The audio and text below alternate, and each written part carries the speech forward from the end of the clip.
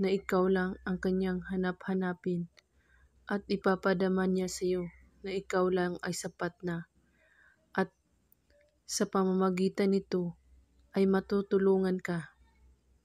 Mga kailangan natin sa ritual na ito: isang bawang, panulat at papel. Kailangan magpo-focus po kayo sa paggawa nito. Kapag handa na po kayo sa ritual, ay gawin mo ito. Napaka-epektibo po ito, basta't buo ang inyong paniniwala sa paggawa at walang ibang iniisip at pagdududa. Isulat mo sa papel ang pangalan at apelyido ng taong inyong target.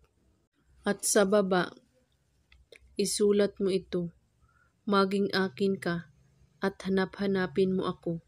7 beses mo ito isusulat sa papel.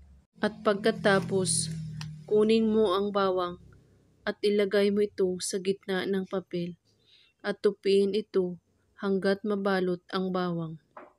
At ilagay ito sa inyong damitan na walang makakakita o makakaalam.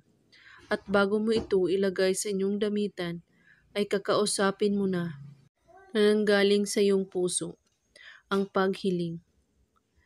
Lahat ng gusto mo ay ihilingin mo dito at ilagay mo ito sa inyong damitan. At maghintay po kayo kapag magpaparamdam na siya sa iyo at saka mo na ito kunin.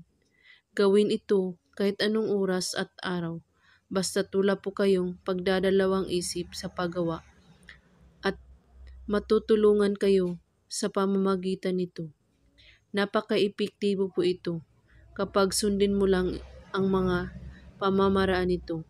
At kung may katanungan po kayo ay magko-comment lang po sa baba.